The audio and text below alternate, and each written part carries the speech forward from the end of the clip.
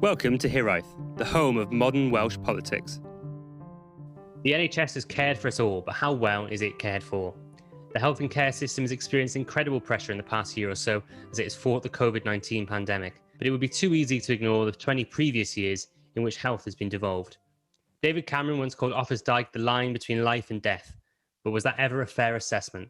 To discuss the Welsh Government's record on health and social care, as well as its prospect for the future, joining me and Kerry, we have Sean Bendel, co-founder of That's Devolved and PhD student at Cardiff University's Welsh Government Centre, who's focusing on policy divergence and convergence in the devolved nations and English regions, focusing on health and social care policy. Hello, Sean. Hi, Matt. Thanks for having me. Thank you very much for coming on. We've got Helen Wiley, who's Director of the Royal College of Nursing Cymru. Hello, Helen. Hi, good afternoon. Good afternoon. Thank you very much for coming to speak to us. And we've got Dr. Di Samuel, who's a Specialist Registrar in Gastroenterology and General Medicine at the Royal Glamorgan Hospital. Hello, Di. Hi, Matt. I actually made it to the consultant level now. So yeah, I've been downgraded. But thank you very much for being here with us today. So I wanted to start with a bit of a broad question. In your opinion, how have the Welsh Government handled the health and social care portfolio in the past 2 decades or so of devolution? We'll start with Sean. It's a very broad question, but at the same time, I don't think that the health and social care system is an easy thing to handle for any government. And I don't think at any point in time anybody would say that this government has got the health system absolutely perfectly right. And I think we're all very aware of some of the bad press and headlines that the health system gets in terms of hospitals and special measures or scandals which come out and waiting time targets being missed and things like that. And obviously you don't hear about the good sort of stuff that comes from the health service. And maybe over the last year, we have heard a bit more of it with the pandemic about some of the work that's been done. And I think you do lose out on some of the headlines of the stories, which are, we have seen the health system sort of become a victim of its own success. And that's becoming more and more of a theme over recent years, where people are living longer, but living longer with more complex conditions and in poorer health. And I think that is something which is really, you've seen a lot, especially over the last year, having to protect those people who have those underlying conditions, those comorbidities, as they've been called. That means that it is harder to keep them healthy over things like the pandemic. And I think you've seen a lot of that over the last 20 years of devolution. The Welsh Government has put a lot of focus on those ideas around comorbidities and wider health and keeping people healthy. How successful that's been is another story altogether. And I think with any sort of health policy you pursue in Wales, and going back to that line you said about the line between life and death, Offa's Dyke being the line between life and death, Wales is always going to be compared to England. So regardless of what Wales's statistic or targets are on ambulance waiting times, we'll be compared to the English targets rather than the Welsh targets in the UK-wide media. I think that might mean that the Welsh Government gets a bit of a bad rap on health when it's compared with England, when it's measured really on things which it isn't trying to compete on. And sometimes that's done quite deliberately by the governments across the UK to make sure they're not comparable. But I think it's quite a complex situation there, and that's a bit of a cop-out answer to say that how well the health system is doing, I'm not going to say if it's bad or good, but it's a very complex sort of question you're asking. Yeah, I think just picking up on what Sean said, I think certainly as someone, not just who works within the NHS, but who's from Merthyr, one of the areas in Wales and the UK and Europe and the world with some of the biggest poverty-related health challenges there. And I think we always say in clinic, a 50-year-old in our clinic is an 80-year-old elsewhere. So I think, as Sean says, we're working on a different level to a lot of these certainly more affluent parts of England. But as a doctor working in the system, having trained here, there are lots of positives to bring out to these past 20 years. And obviously, I've been a medical student and a trainee in that time, and now a consultant. I think the Welsh Government value our healthcare workers perhaps slightly more than successive governments, even in England, have done. And certainly as a doctor, we get a lot more time compared to English colleagues to develop ourselves, to carry out professional activities.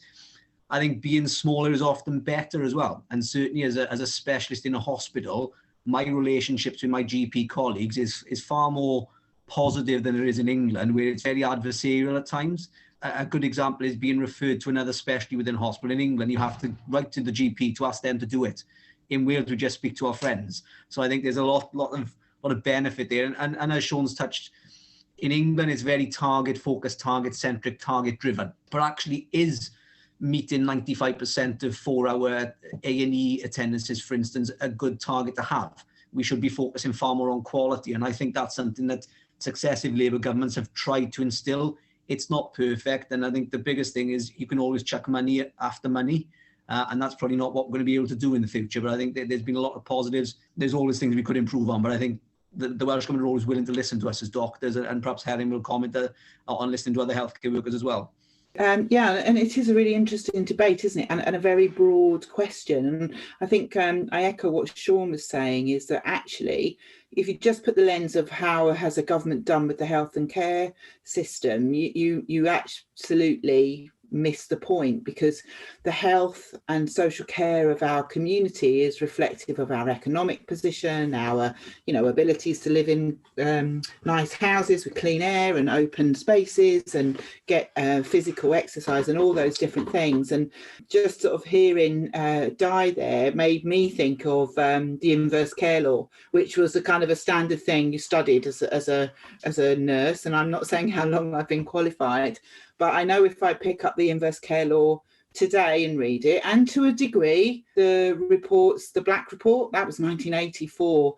It is quite worrying to think that in all of that time, we haven't made as much progress as we would like. Now, I don't think that's necessarily about a particular government. I think it's very difficult to turn tankers and to really get that change. That takes generations, doesn't it? We've still got the effects now of generations that were out of work in the 70s and the 80s in many ways. So I think Sean's point about the complexity of health is an interesting and important one. Having said that, I do think that governments have to understand and recognise where they are part of the problem as well. So I'm sure, Di, you will, reflect on 4-hour waits for ambulances. Do we count the number of people waiting for a hip operation and all of those things? Are they actually good indicators? And I think the government was quite brave in the prudent healthcare work that it did, which was really to try and challenge themselves as the policymakers, but us as the clinicians and us as the communities, to really understand, what does health look like for Di's patient in clinic? Actually, what does health look like for that person? What's really important and central to them? Because we can be guilty across the system of always wanting to do the greater good, which is a great thing to have, but actually we don't always improve individual families and people's quality of life and contribution.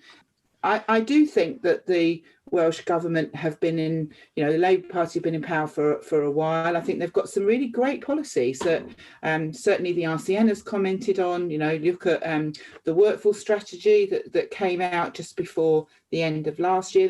There's nothing in there that you wouldn't agree with about, investing in our people, in our people's health, in our infrastructures. The tricky bit is actually doing the delivery of it, isn't it? And political cycles come along as well, don't they? So, often it's said, if you want to get something done, do it in your first couple of years, because also the great Welsh public have absolutely every right to return to power the people that they think will make the most improvement. So again, I don't think I've answered the question either, Matt, actually, but I think what it does say for me is it is very complicated. If I was to be asked to give them a score, I'd probably give them a score of 6 or 7 out of 10, to be honest with you, in a very difficult environment. And I suppose the other caveat I would love to throw into that is the Barnett Consequential, which has again been around for a long, long time. And actually, the way that we've developed healthcare in Wales with very much a NHS-owned model means that we lose out when it comes to Barnett Consequential, because particularly pay, because of course I love to talk about pay, and I'll talk about nurses' pay, I'm sure, at some point. But if you think about it, if England have sourced 10 out of 100 nurses into a private service, and they then give the money to pay 90 nurses a pay rise, we've still got 100 nurses doing NHS work. So by default, we lose out on the Barnett Consequential. And that is a reality for the Welsh Government. And that is also a reality of being a small country where you do have to work within, the resources that come your way. No, thanks, Helen. I think we recognise that opening question is big on these pods. It's just really setting the scene, and I think you all answered that quite admirably. And I think you all mentioned money and resources in your questions there. What would you think about if some of that money was directed more into the preventative side of health and social care, rather than perhaps the more obvious reactive and the treatment of those kind of problem side. Do you think that's a possibility? And Di, can I come to you firstly on that? Yeah, thanks, Gary. I think there's two prongs here. I think firstly, it's about that preventative medicine aspect, and certainly things like obesity. Some people argue that we shouldn't be treating obesity because it's a lifestyle choice. But as Helen's pointed out, people who live in certain communities, they don't make these lifestyle choices out of choice. It's their surrounding, it's their heritage, it's the belief of those families. So I think we need to be investing far more in preventative medicine, making things far more equitable. I think it's a lot easier for you to go and buy a bag of chips for £1 for a family of 6 in the Rhondda or Merthyr than it is to probably go out and buy organic food from scratch and to cook a meal. And if we have people who aren't educated how to cook healthily, then that is just going to make that wheel of ill health turn and turn and turn. So I think that's the first bit. And I think we have to have a very grown-up debate, I think, in the post-COVID era now, about how much the health service can offer people. And what is the healthcare service actually designed to do? I think when Bevan created this monster almost now in the late 1940s, it wasn't designed to do what it's doing in 2021. So I think we have to have a collective responsibility as a society that we can't expect the NHS to fix all our ills. And we do have to take that personal responsibility to engage with services, to give up smoking, to reduce our alcohol consumption, to live healthy lifestyles. And I think hand in hand with that comes policies like minimum alcohol pricing, for instance, and making better quality food cheaper so that those patients can make the right choices for their futures. Helen, you mentioned the Barnett consequential. Do you want to talk about the financial resources side? This might be a time to mention pay. I suppose the dilemma is if it's trying to move resources from one thing to another thing. People working on the front line with patients would definitely say, nurses that I meet would definitely say, you can't say, well, stop doing that. What you have to do is pump prime some of this stuff, and you have to think about doing that for whole generations. For me, that's one of the worries about losing some of the funding that we had from the European Union, and a lot of that goes on social infrastructure, so cycle paths and access to swimming and all of those types of things. So I'd be very cautious about seeing let's stop this in order to do that type approach, because I don't think that will get us where we want to be. And I actually reflect on when Jane Hutt was the health minister, when she first became the health minister, she tried to do exactly this. So she tried to move funds towards primary care and prevention and absolutely, all good causes. But what she got hit with then was the drift between the waiting times in England and Wales. And so, party politics per se, whatever you want to call it, came out and moved that policy in a different direction. So I think we have to be very careful about that and be very honest with the Welsh public about that. I think you're right, Di, about COVID and what an opportunity that brings to us now. I think, one, we have actually done things hugely more efficiently. This week, I needed to talk to my GP. I filled in an online e-consultation. I sent a photograph of the little rash that I wanted to have treated, and I got an email back saying, please pick up your prescription. I didn't have to ring the receptionist and jump through that hurdle, take time off work, go down to the surgery, wait for half an hour. All those things were transformed overnight under COVID. So there's some great celebrations, isn't there, of new ways of doing things. And I have met nurses who have done things they never thought they could do during this pandemic, and I absolutely take my hat off to all of them. So we have learned that there are some things that we can do hugely differently. We've learned that there are some things that we can let others do as well. So we have, seen more people doing things that perhaps were in the domain of nursing or in the domain of pharmacists or in the domain of medicine before, and start truly thinking about how do we best support the person that need that service. I think there's a wider debate to be had with the Welsh public about, if you want a gold standard world-class health service, at what cost are you prepared to pay for that? And that could be about taxation in Wales or other things. And I was interested to see the rebalancing social care white paper that came out early on in March, because obviously social care is another element to what do you provide funding, etc. for. It does lead me neatly to nurses' pay. I guess you thought I would.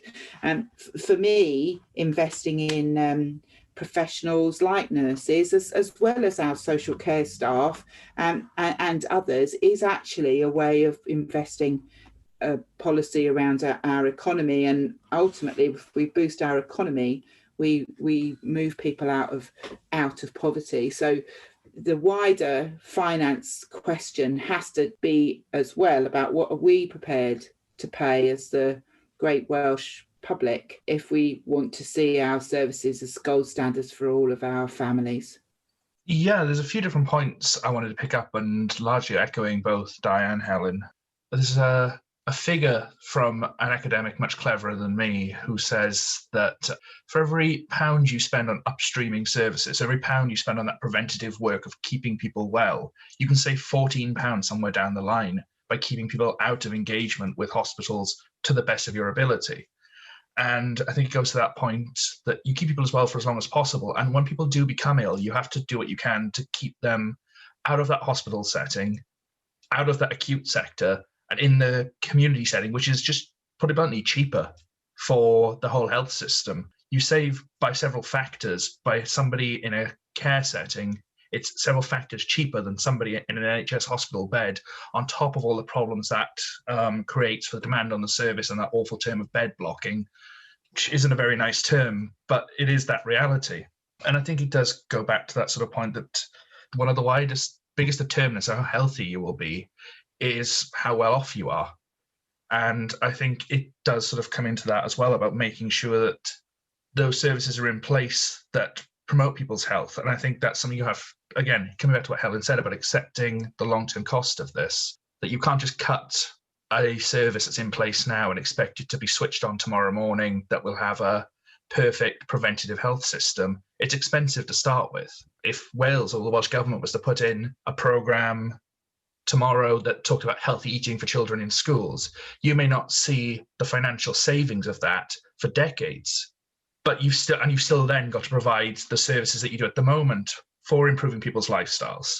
And I think that's the major point of, it's not easy to do, it's costly to do to start with. It is the right thing to do, probably, to improve people's quality of life, but it's going to take a very long time to do it.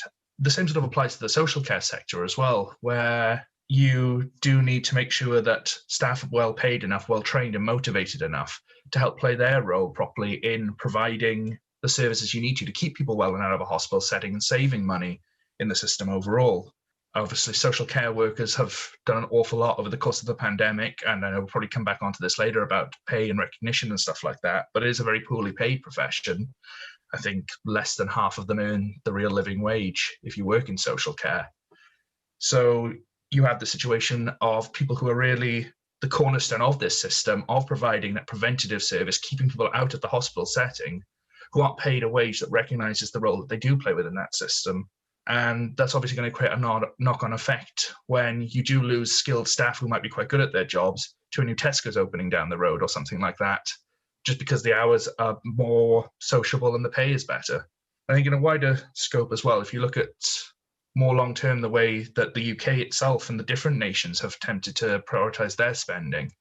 I think Wales, as Helen was saying when Jane Hutt was the health secretary, it was seen as quite radical, the approach in Wales to this sort of preventative medicine and disinvesting from traditional acute services to promote health. But the political realities get caught up, and it goes back to that point I made earlier about Wales being benchmarked on things it wasn't trying to do. And I think that's one of the great examples of it, that Wales was seen as trying to deliver very local, very community-focused solutions to healthcare and trying to use its money in a smarter way. But that doesn't make for good headlines, and it's very hard to explain to people that you may have to wait an extra couple of months for your surgery, or you may have to wait slightly longer for this treatment. So in 20 years' time, we can have a healthier population. And I think that's a very hard argument to make. And I don't think any politician has been able to make that fully effectively to this point. And I don't think the public quite got that idea around preventative healthcare. They understand eat well, eat healthily, but explaining something that's quite complex, and especially when people are talking about their tax and their health service and that just seeing it as, well, my hospital might shut or lose money, it's very hard to sell that idea to people. And it does create this system where, as Helen said, it's hard to turn a tanker and completely change generational attitudes towards the delivery of health and social care. There's quite a few ideas around social care. So Plaid have suggested a national care service. I think in Scotland, they've merged their health and social care sector. Is there, do you think, a desirable solution for how we handle social care? Yeah, it's a great question. I think this is probably the aspect of overall health that has never been grasped properly by successive Labour governments. I think we've heard lots about integrated care, joined up thinking, joined up working, but essentially in the real world in hospitals, it's still very disjointed. Trying to get the back door moving, that's what's crushing and crippling hospitals. It is in the front door. We can always manage the people at the front door. It's real joined up thinking, real joined up working and truly integrated care. And again, once they've gone out of hospital, I think having really high quality social care and a service, a joined up service, again, prevents readmissions. We see lots of people readmitted because that social aspect is broken down. And if we get the social aspects right, it's a bit like preventative health. They won't come into hospital in the first place, these patients. So I think it is crucial. I think how will that work in reality with all these different sectors and different organisations? That's the big challenge. And I certainly, as someone who works in liver disease and substance misuse, there are so many brilliant organisations out there within the social sector that offer patients and clients help. But because they're all fighting for the same pot of money, the efforts are often very disjointed. And when you ask them why it's so difficult to navigate the system, it's that very reason. They say, because if we don't do this differently or better, we won't get money next year. And I think that's the biggest problem, really, is there's too many people fighting for the same pot of money. So I think a national care service integrated within the healthcare system would probably be very beneficial, not just for the patients, but for those organisations themselves providing that care. This, in terms of my actual PhD research, just focuses quite a lot on what I look at. And I think I agree with Di that this is the way that it needs to go in terms of, especially going back to the finance point earlier, getting the best bang for your buck, really, in terms of the public monies, as well as providing those best services. Because I think ultimately, to sort of put it this way, that Mrs. Jones doesn't care who provides the service. She cares that it's a good service and it's provided in a timely manner. And I think that's sort of the aim of the integration of health and social care, is to break down those barriers that you would see between the GP, the hospital, and then back out into the community. But I think the problem you get there is, and what makes it very hard, is that the GP and the hospital are both separate organisations, and GPs are private practice, but they're still health sector. You then make the jump into local government. You're then moving from people who are trained in the medical profession, speak a medical sort of language, to people who aren't trained in the medical profession necessarily. And it goes back to that point I made earlier about some of the poor pay and conditions and recognition for social care staff, especially in the domiciliary care area. And you obviously head into areas of those allied health professions like social workers and OTs and things like that. And you are crossing a boundary there. And I think that's something that's very hard to do and a very difficult policy to get right, because when you ask any two organisations to work together, it's difficult.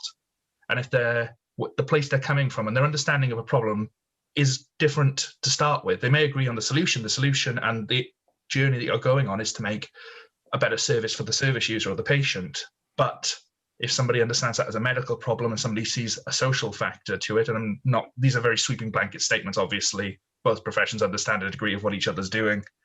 And I don't want to be here as academic insulting medical professionals, but you do get the situation that makes it very hard to cross that boundary and to integrate these services.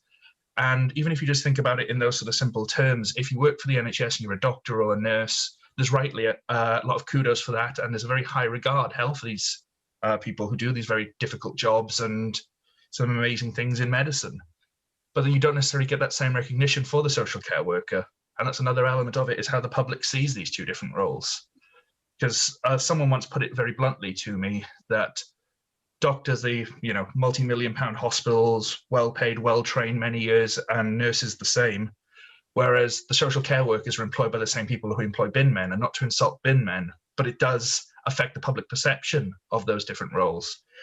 And you do just get these two completely different professional cultures. And I think when you've got some commitments in the manifestos, especially applied to bring the health and social care system together, well, it's the right thing to do. It's going to be incredibly difficult because you don't just have to convince the staff members this is the right thing to do in the public.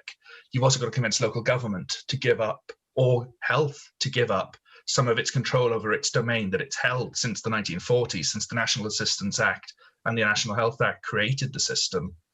So you're really undoing 80 years of entrenched cultural and systemic differences to deliver a better service. And that's not easy, is the blunt way to put it. So there are some things to learn from around other countries.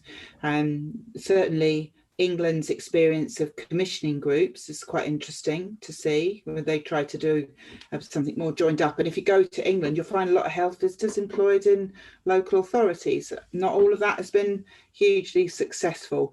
Obviously, in the Scandinavian countries, you've got the Bortseg model, which I can't say very well, which is about trying to wrap community teams around families, and we're trying some of that here in Wales, which is very exciting, and some different sorts of approaches, and we've done a number of other things. And I remember down in Tenby Hospital, the hospital itself was closed, so beds were commissioned in a care home, in a way of trying to integrate provision at a local level. And Powys was put forward as a pathfinder as well, wasn't it, in terms of sharing funding with the local council, which again didn't end up in the space where perhaps we thought it would. And I understand that arrangement doesn't happen anymore. So I think for me there's a couple of elephants in the room. One is about paying for care.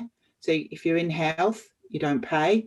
Mrs. Jones might want the right service in the right time, but Mr. and Mrs. Jones also would prefer for that to be provided by the state, please, in the same way that the NHS is. And many of us sort of work in NHS services know that sometimes that fee issue is a reason why it's difficult to get people to the place that they are best looked after and cared for. If ever there was a lens for the public to see what social care does, this is the time. Watching stories on the television of care home staff moving into them because they had to move in order to care for people. The value of our loved ones being well looked after has come out in this pandemic more than I think any of us could ever have imagined. So potentially as a society, we might start to think that's got more value to each of us as well.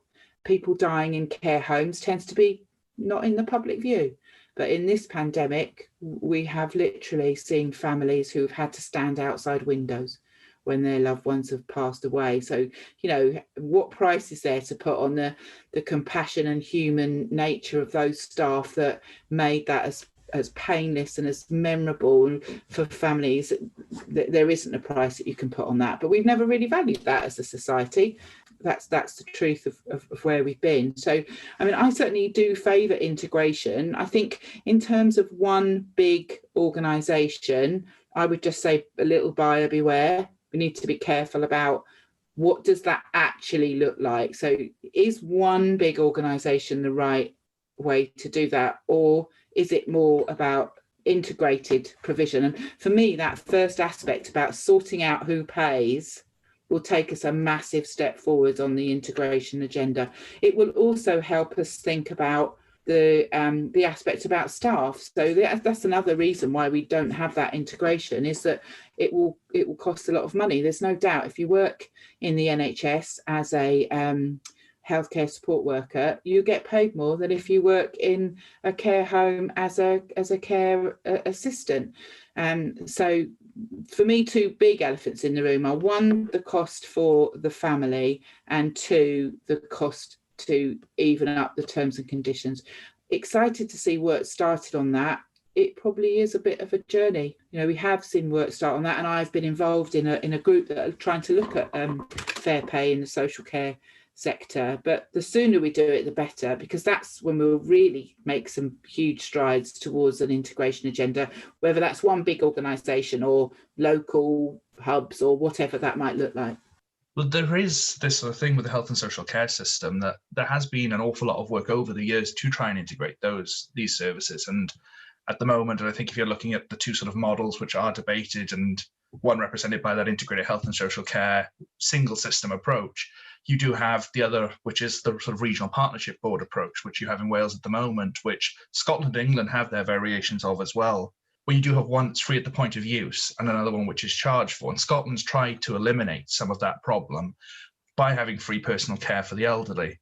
Even that is a very complex system, because free personal care for the elderly is bounded, as in hotel charges, or the part that you pay to stay at a care home, is not necessarily free, and that depends, and that's means tested. Whereas something like personal carers would be free, but then say someone to do cleaning around your house wouldn't necessarily be free in that sort of scenario. So even that's a very complex system that you've really got to balance out. And looking around the UK, they're all sort of facing the same problems and the same sort of realities. It is just very hard, and a lot of it does stem from the fact that you have the Westminster UK government that does set the budgets overall, as sort of Helen mentioned originally, with the Barnett formula. And the truth of it is local authorities are strapped for cash at the moment. So in terms of paying those better wages and upping the conditions for social care staff, you've seen the opposite of that really over the last few years, not by design, but simply by the fact that local government has to commission harder and harder to get as much money as it can for an aging population that is living longer. And you really need to find something that breaks the cycle that we're in at the moment, which does see the health system, which is under pressure, trying to then move people out as the right thing to do into a care system, which is under even more pressure. Helen just talked about big organisations, and I don't think anyone would deny that the NHS in Wales is a big organisation. But the Conservatives in their manifesto have a plan to make it independent from the government in Wales. Do you think that's credible, Di? Isn't that just a return to sort of the Quango land of the 90s? Yeah, I'd be very concerned about this independent stance. And I think I'm very much someone who doesn't really fully agree with the private sector. I think private organisations have their benefits, but I think you can't have organisations and health boards, stroke organisations operating totally independent of government. I think, number one, where's the accountability there? It is a national health service, and the public will still be paying for those services. So if you're at arm's length and you're making decisions that perhaps aren't the best for your population, then who's actually going to hold those people to account? And I think, without touching on individual examples, I think there's been quite a lot in the media recently about perhaps connections to companies by politicians. And I think that would only open up the doors for even more of those connections, where you perhaps might be rewarding a contract to a company, perhaps not for the right reason, but because perhaps it makes your pocket feel a little bit heavier. So I would certainly want to keep the status quo, and I'd want government fully involved in a two-way dialogue to produce a world-class health service for everyone, which is also equitable and equal across the patch as well.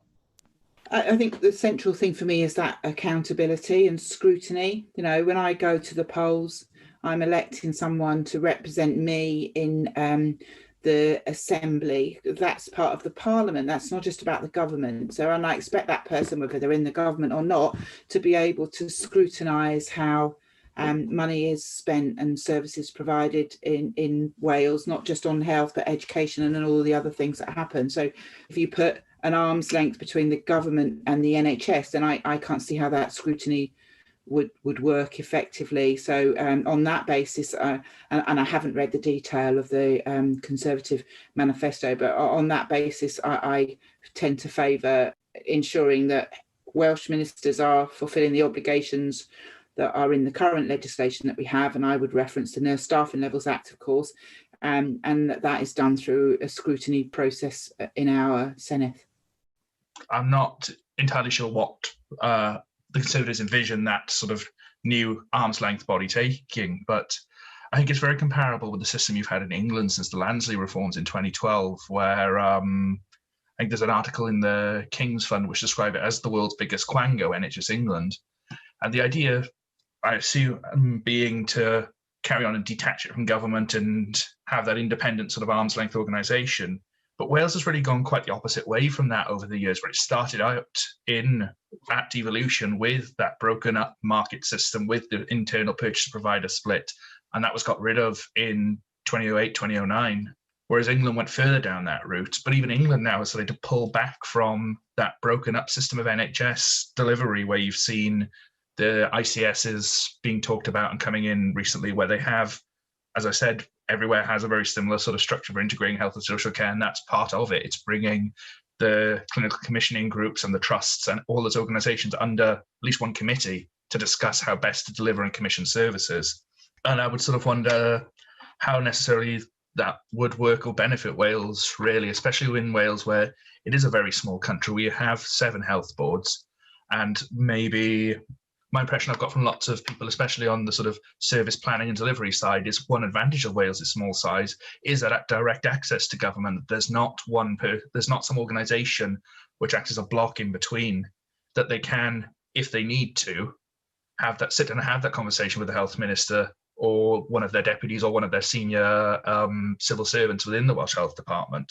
In England, there is that level of disconnect, and when you speak to people there, they may have a contact at Public Health England or at NHS England, but not necessarily that direct input into government. And it does go back to that point Helen was making, that the health service is a huge service. It's one of the most recognisable things government deliver, and it is already relatively detached compared to some other services like education or social care, which have the direct councillor accountability through a democratic means. It goes back to a minister and to the Senedd.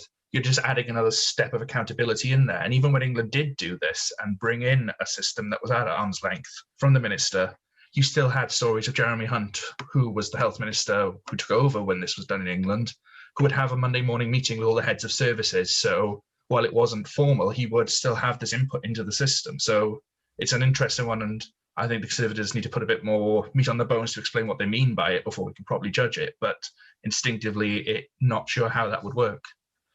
Yeah, just touching on what Sean said, I think far from being more independent, I'd like to see far more integration between the health boards. I think there's still these artificial barriers between health boards. And as Sean says, we're such a small nation, we have the expertise here, albeit not much of it.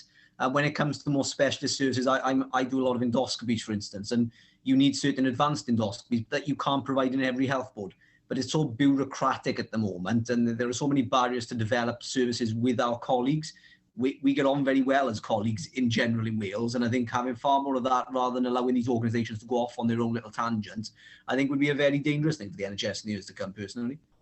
Yeah, I'd echo that on the social care of 22 local authorities as well, David. It's not for me to make these comments. Helen, this is off script a little bit, but I was at Hustings this morning at a local high school in Cardiff, and one of their key questions was around mental health.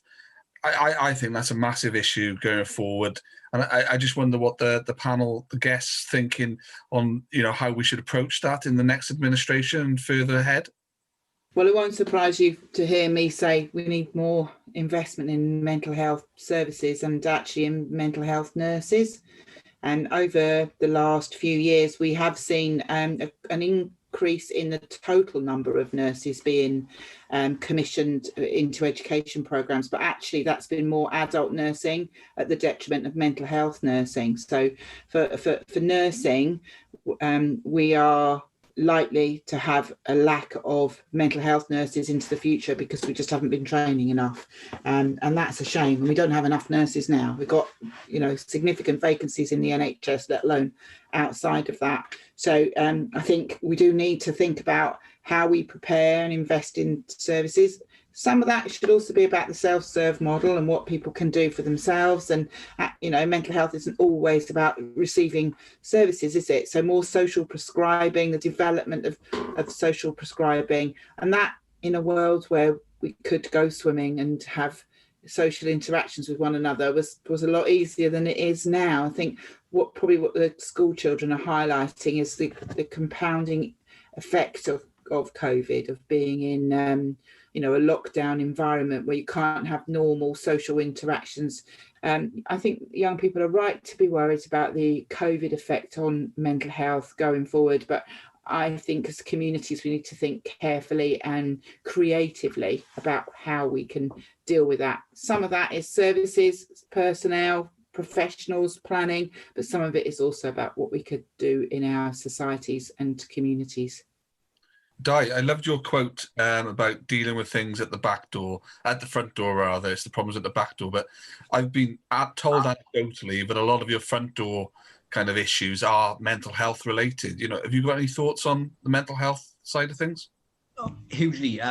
As someone who, as I say, my day job is hepatology, so I deal a lot with alcohol addiction, cirrhosis, substance misuse, and yeah, it's a massive issue. And I can put their livers back on the horse. But unless we sort out the underlying reasons why these people turn to substance misuse and alcohol, and I think we have to remove the taboo and stigma of mental health. Successive governments and talk time and time again about removing this stigma, but it's still very much a stigmatized problem. And actually, as Helen's very, very kindly pointed out, the whole of society is probably suffering from a mental health disorder at the moment in some form or another. And I think we need to destigmatize that. We need to make it normal to not be normal. And I think we really need to invest properly in these services and really try and unpick the underlying reasons why they turn to alcohol substance use in the first place. A lot of these guys have come out the armed services or have had very, very traumatic childhoods. We just haven't got the services there, the psychologists, etc., to actually input into these individuals and turn their lives around. And I think, again, coming back to psychiatry in general, it's very much seen still as a Cinderella service. I think if you can sort the top 2% out, the other 90% of the body will follow. Especially with mental health, you do see quite long waiting times to access these services, and they don't necessarily get the same level of publicity as waiting times for cancer treatments or for surgeries or things like that, which do make headline news if you miss that.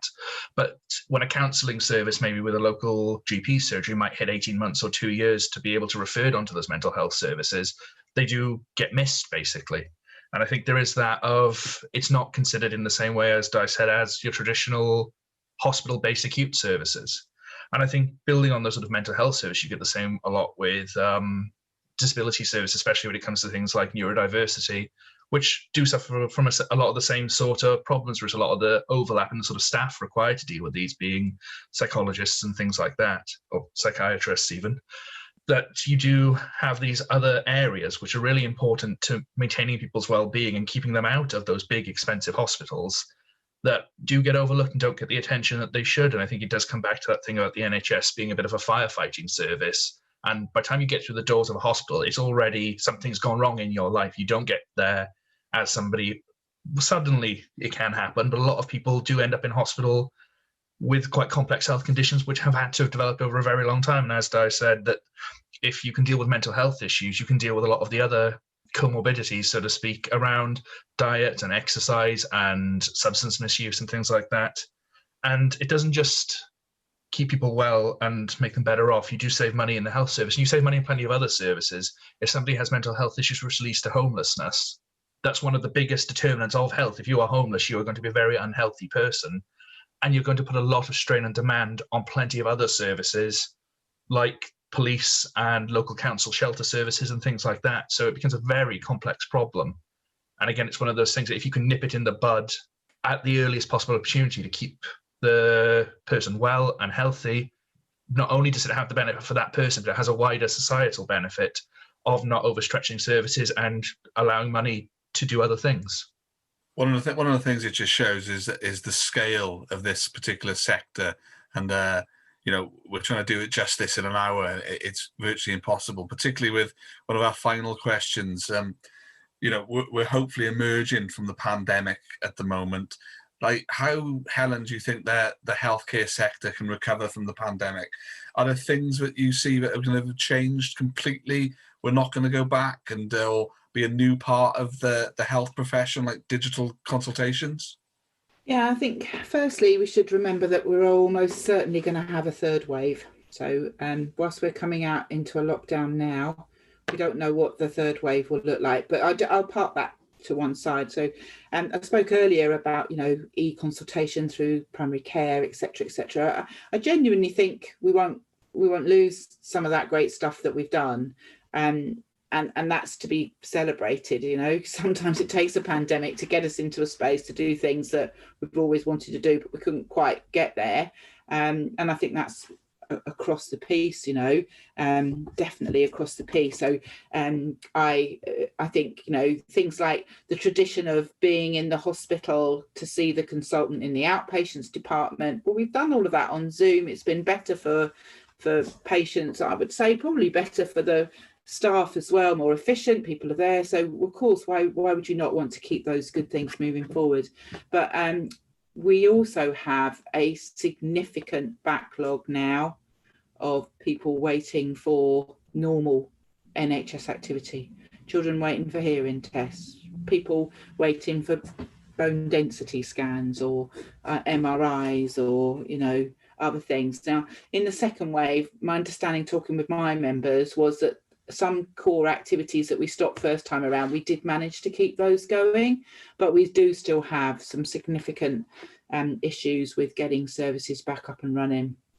And we've got a staff, you know, and I speak to nurses, and quite honestly, most of them are exhausted. They've already been doing double backs, turnarounds, you know, plus for nursing, running a vaccination program, running a test and trace system that's predominantly been led by nursing. So there is something in here about the workforce, because these services are about the people that provide them, aren't they? We can order beds, we know that. We just built a whole load of field hospitals, they're bits of metal. The important bit are the people that make all of that happen. And the, you know, the consultants like Di, whose waiting lists now are probably more than he's ever experienced before. That's our collective issue, isn't it here? Somehow we got to help to prioritise in the first phase of getting services back, haven't we? So we've got to think about need. And that's what I was saying earlier about, you know, governments think about how much of the problem you can be as well. Don't give the service targets and things to me that will drive behaviours that won't be good for the outcomes for the populations. And it's so easy to do in the government. Of course it is, because you think it can be the right thing, and it's done with good intention, but its unintended consequences can be quite significant, because I think we're looking at 4 or 5 years before we catch up.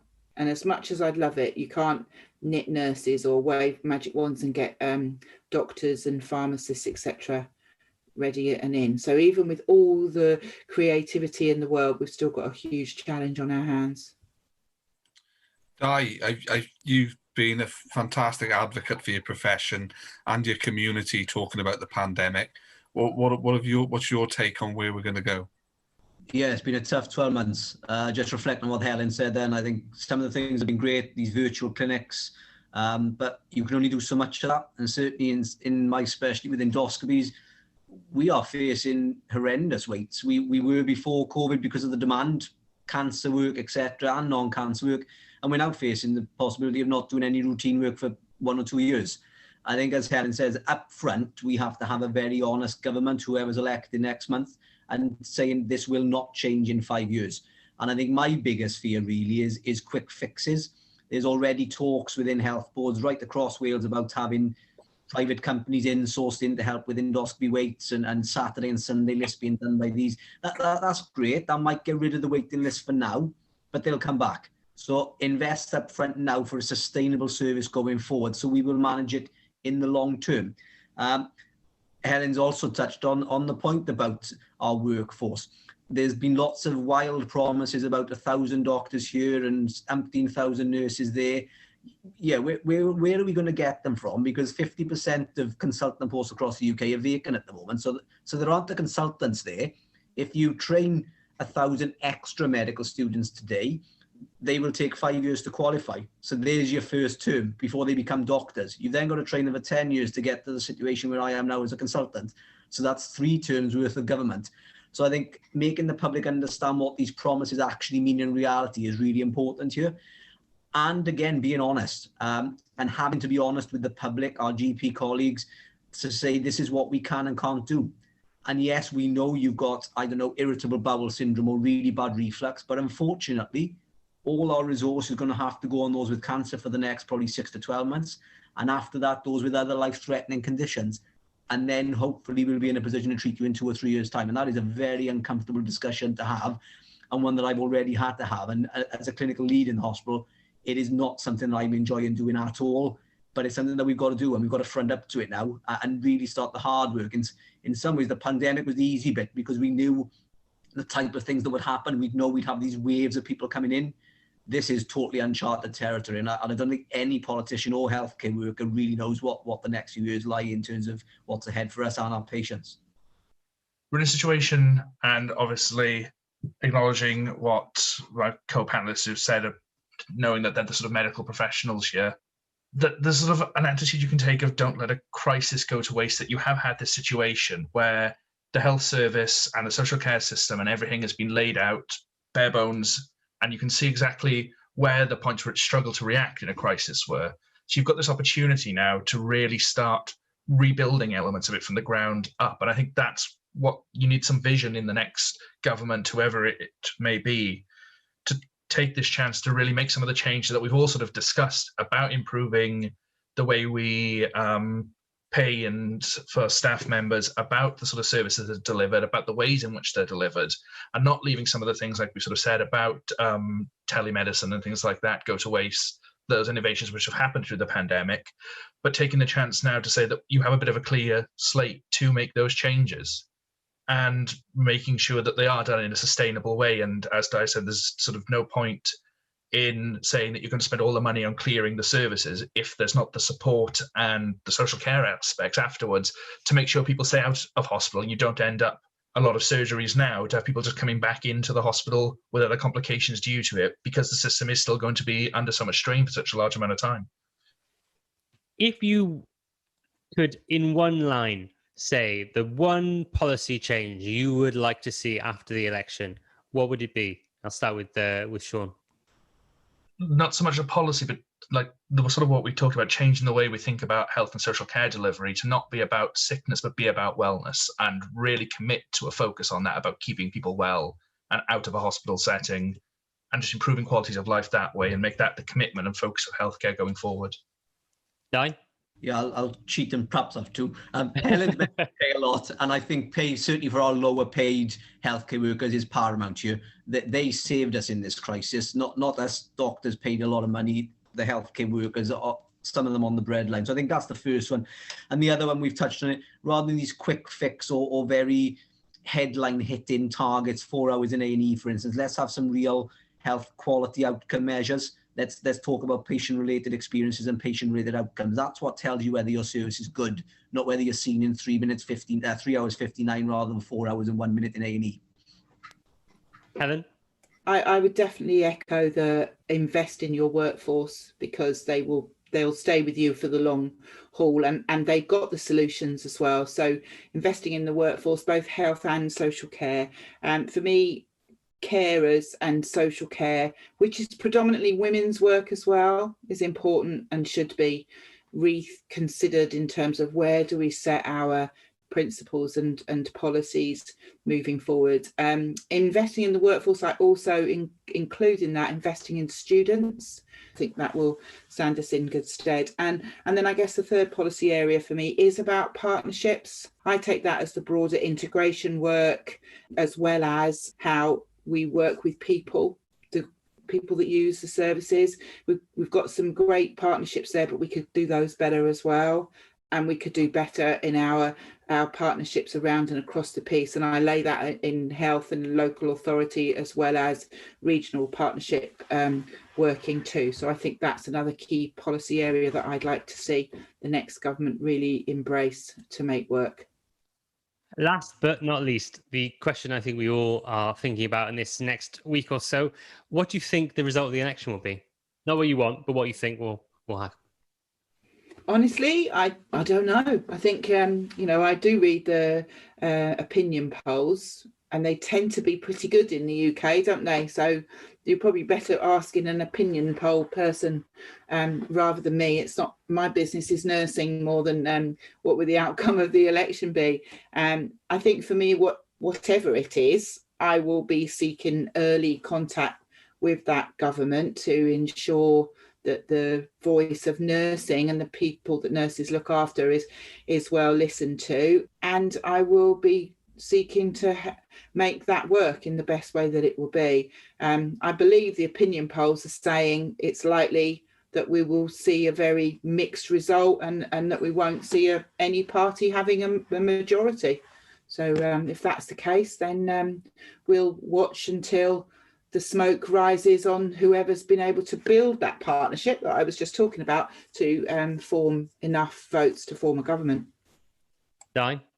Yeah, I better be careful because I was accused of being a mad activist on Twitter this week for my political views. But personally, I think it's probably going to be a Plaid Labour coalition. I think the impact of the pandemic in particularly has probably hit Labour's votes, and certainly driving through the Rhondda last Wednesday was lovely, going through the high street in Treorchy and that, and seeing all the boards out. And I think there it's very much a 50-50 between Plaid and Labour. So that's going to be a fabulous seat to watch. But I think a coalition probably will be healthy for politics as well. And I think coalitions often that check and balance, which I probably think we need actually after such a prolonged period of just Labour in power. Well, me and Sean are currently working on the co-partnered That's Devolve and Hiraeth prediction video. So I'm going to end our predictions with Sean. What do you think the result will be? I think it's going to be very boring, to be honest with you.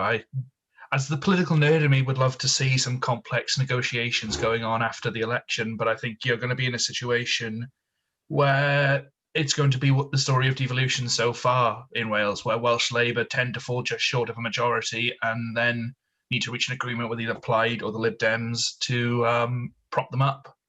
And I think that's going to be the case again. But don't quote me on that. Oh, we will quote you on that, don't worry. Thanks so much to all of you for coming on and talking to us tonight. If people want to find you on social media, where can they discover what you've got to say? Sean? My personal account, which is the more boring, is at SMBendel, or if you want the interesting stuff I do, it's at That's Devolved. Helen, do you have a Twitter account? Yes, I do. I use at Helen Wiley, and obviously RCN Wales has a at RCN Wales Twitter account as well. Wonderful. Thank you very much, Helen. And Di? Yeah, mine's very simple, at Doc Di. Well, thank you very much again to all of you for coming on. And if you want to hear more from us at Hiraeth, please find us on Medium at HiraethBlogCymru, on Facebook at HiraethBlogCymru, and on Twitter at HiraethBlog. Thank you for listening to Hiraeth. If you like what you heard, please don't forget to subscribe, rate and review.